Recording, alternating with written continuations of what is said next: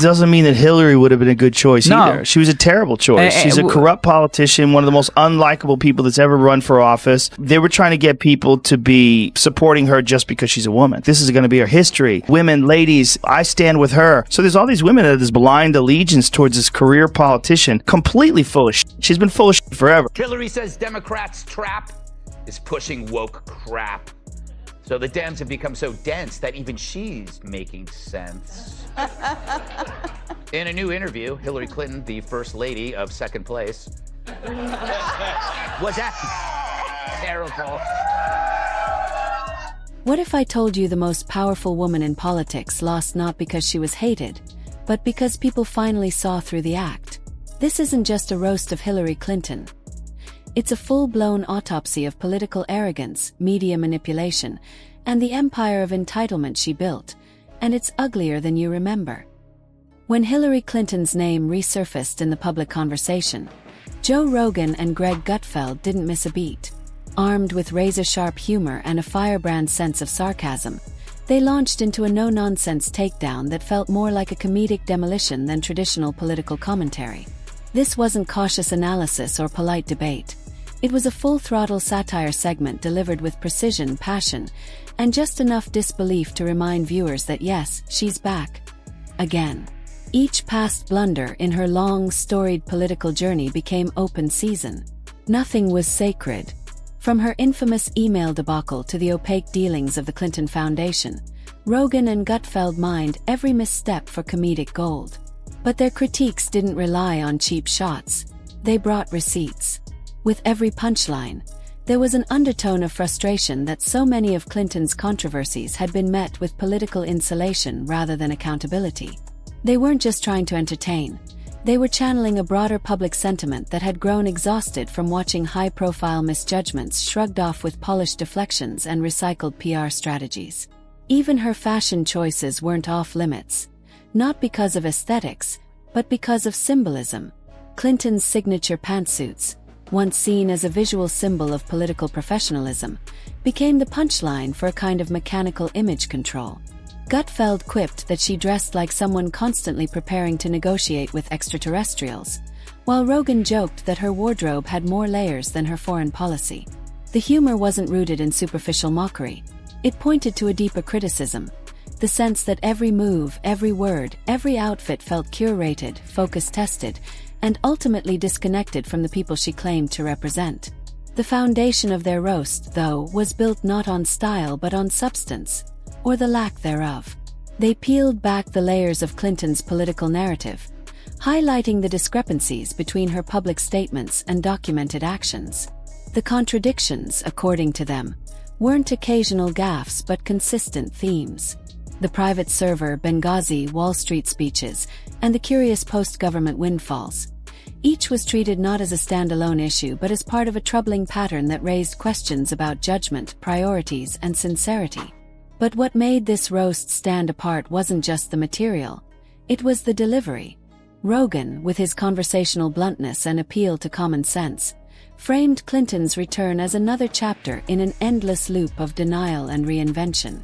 Gutfeld, ever the smirking provocateur, brought a sharper theatricality to the performance, injecting layers of biting irony into every jab. Together, they didn't just mock, they dismantled.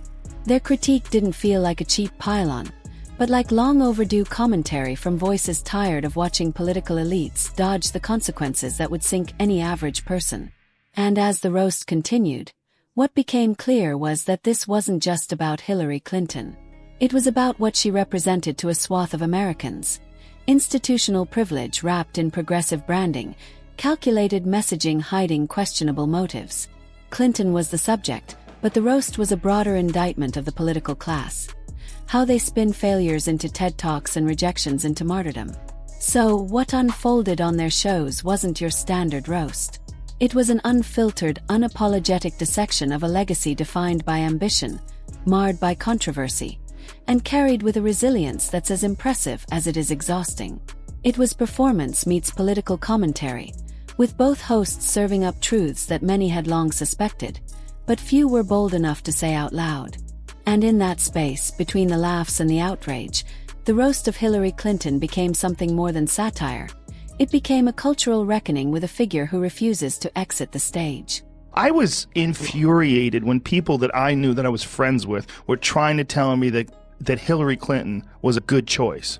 And that's the same choice. I'm like, look, I don't know if she's murdered people, but I know that I worry that she's murdered people. That's a real, I really wonder. Like this Seth Rich. I know. First of all, just leave. You don't even need to go there. You know, there's so many other things. There's so many other things that we know for a fact. The Clinton Foundation, for instance. You look at Hillary. She uses the phrase, what was it? I wrote it down here. Handmaiden to the patriarchy, which I think she means she's bashing Monica Lewinsky. I'm not sure. But this only is appealing to an ever-shrinking circle of feminist women, the same who bow to the altar of trans men and keep silent when real women are victimized by really bad men. But again, it's another assigned opinion that's lazily presented. Men. Each time Hillary Clinton vanishes from the public eye, she reemerges like a political specter, an ever-familiar figure in a country worn down by years of partisan fatigue. Her attempts at reinvention rival those of a flailing fast food chain desperately pitching a new and improved menu. But no matter how she's packaged, the public seems to recognize the same old flavor. For Joe Rogan and Greg Gutfeld, dissecting her return didn't require deep research. Just a glance at her resume was enough to set off alarms. The contradictions alone served up a feast of irony they couldn't resist. Every time Hillary Clinton fades from view, it's never for long. She reappears like a political ghost, less of a comeback, more of a haunting. She's tried so many rebrands over the years. It feels like watching a fast food chain launch another new menu no one asked for. But no matter how it's wrapped, the public sees the same old flavor. For Joe Rogan and Greg Gutfeld, tearing through Hillary's public timeline didn't even require much effort. Her history practically reads like a script for satire, full of contradictions, spectacle, and the kind of irony that writes itself. Her superpower, if you could call it that, is avoiding accountability. If dodging responsibility were an Olympic event, she'd have more gold than Michael Phelps. From Benghazi to the email server, she's mastered the art of the sidestep.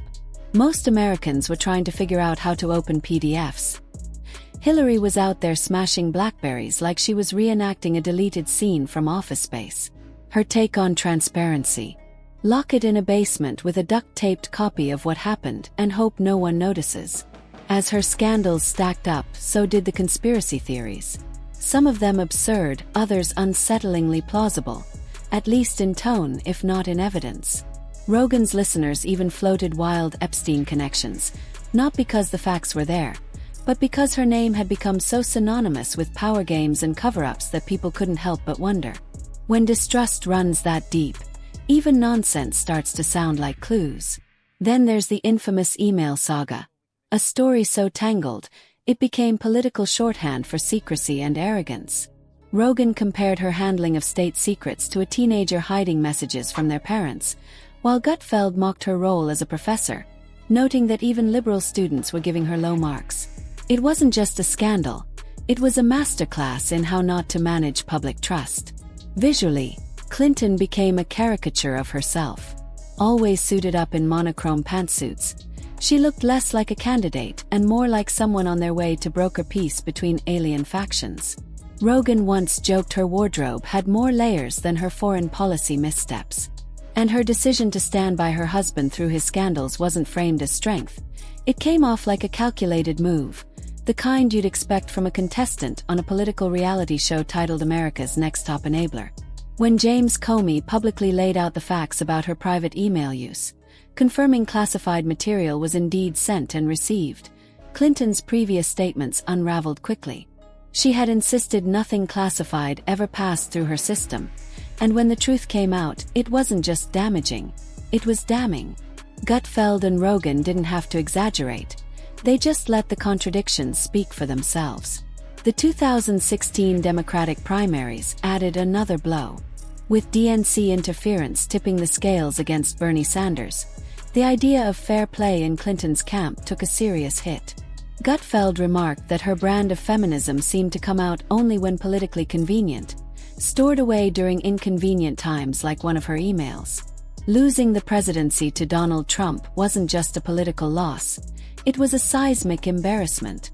A political veteran, backed by media, donors, Hollywood, and the DNC, was outpaced by a reality TV star tweeting at 3 a.m. Rogan likened it to training your whole life for a marathon, only to get beat by a guy in flip-flops yelling at squirrels. Clinton's campaign felt like a TED Talk disguised as a eulogy. Slogans delivered without conviction, rallies that lacked life, and handshakes that felt like air. The Clinton Foundation, supposedly built for global good, raised more questions than it answered. Rogan asked the obvious. How do you run a charity and come out richer than when you started? Gutfeld suggested donations were going toward theatrical effects rather than causes, with smoke machines providing more illusion than impact. Transparency was, once again, MIA. Her attempts at relatability were equally tone-deaf. The infamous hot sauce in my bag moment felt like a last-ditch effort to connect with voters, and not a sincere one. Rogan described her emotional delivery as robotic, like a GPS system trying to reroute through fake empathy. Gutfeld compared her speaking style to a non-prescription cure for insomnia. Even her jokes landed with the weight of a cinder block. Despite all of this, Clinton was rarely challenged by the press. Interviewers lobbed softball questions while she spun answers with surgical precision. Still, she couldn't shake the sense of insincerity. After the election, she began her blame tour, pointing fingers at everything but the woman in the mirror. Gutfeld joked that she blamed voters, the media, and the Electoral College. Everything except Mercury in retrograde. Was Epstein involved with P. Diddy? No, I just feel like these pedophile rings have to cross points at, at some point. I was infuriated when people that I knew that I was friends with were trying to tell me that Hillary Clinton was a good choice. And that's the same choice. I'm like, look, I don't know if she's murdered people, but I know that I worry that she's murdered people. That's a real, I really wonder. Like this Seth Rich. I know. First of all, just leave. You don't even need to go there. You know, there's so many other things. There's so many other things that we know for a fact. The Clinton Foundation, for instance. Clinton's Bosnia sniper story is a standout moment of myth-making. She claimed she came under fire, only to be contradicted by footage and common sense. Rogan pointed out that if her story were true, it meant her Secret Service had utterly failed, an absurd implication in itself. It wasn't just dishonest. It was strangely reckless. Post-election, she tried to rebrand again. Books, podcasts, a Netflix deal, a miniseries. But nothing stuck. Rogan said she was aiming for Kardashian-level visibility, without realizing the audience had checked out. Gutfeld quipped that if political salvation came from publishing memoirs, she'd be a saint by now.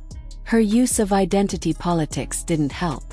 Rather than unifying, she fragmented voters into categories: race, gender, class, and spoke to each like they were isolated checkboxes. Rogan called it diversity bingo, a campaign strategy built more on optics than substance. She carried herself like the presidency was hers by right. Not an earned victory, just a missed delivery. Gutfeld said she was like spam mail, annoying, repetitive, and always finding a way back into your inbox. Even her jokes seemed like a glitch in the Matrix. Rogan said if she ever tried stand-up comedy, the punchline would be an FBI investigation. And yet, she still moved like she was owed something. Rogan compared her vibe to Napoleon marching into Russia in winter. Bold, entitled, and doomed. When she campaigned, it wasn't leadership on display. It was frustration. Gutfeld said watching her run was like watching someone flip a Monopoly board, demanding to be declared the winner anyway. She still gives speeches about integrity and democracy, as if the past never happened.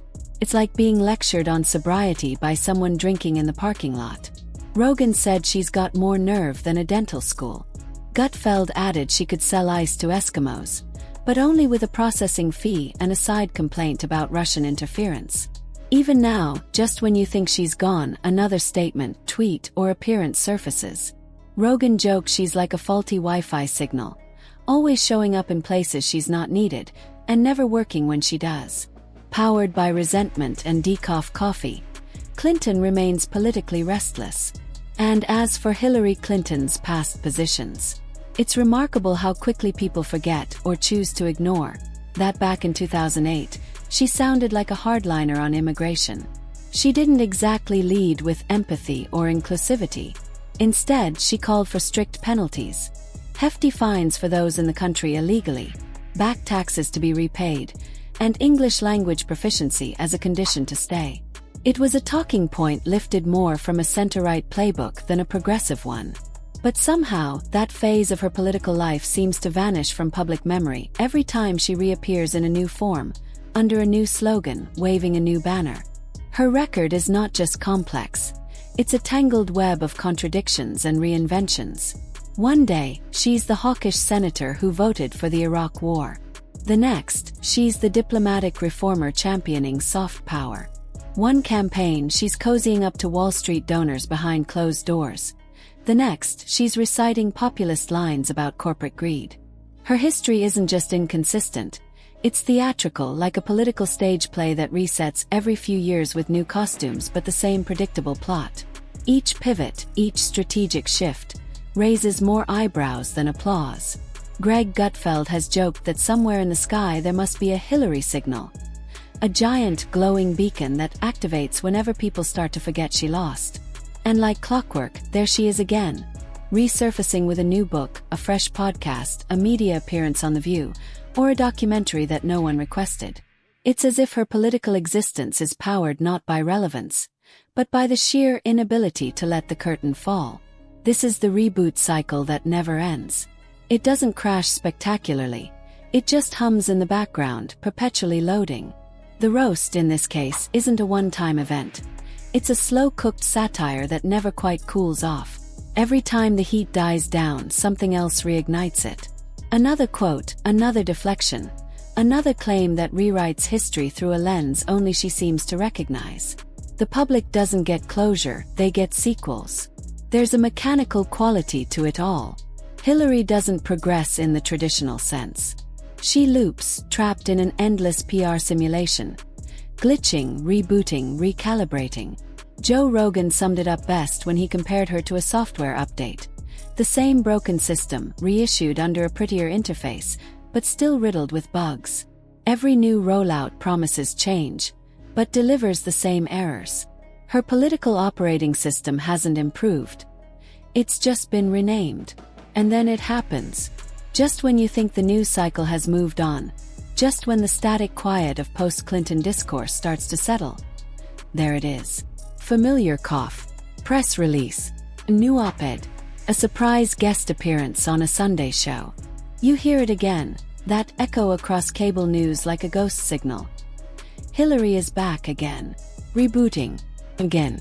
Preparing, it seems, for one more shot at retelling the story, reshaping the narrative, rewriting the ending that never quite cooperated with the original script. It's not that she's without intelligence, or that her political career lacked accomplishments. It's that her returns are less about service and more about insistence. The message isn't, I have something new to offer. It's, I was supposed to win. She haunts the political stage not like a warning from the past, but as a character unwilling to exit stage left. Even now, in speeches and appearances framed around democracy and unity, the undertone feels unmistakably personal. It's not just about saving the country, it's about salvaging a legacy. So the roast continues, not out of cruelty, but out of exhaustion. It simmers with cold ambition and reheated delusion, like leftovers from a campaign that never quite digested. Clinton remains the political figure who never really disappears. She just reboots with a new coat of paint. And for all the noise, the punchline remains the same. Stay tuned.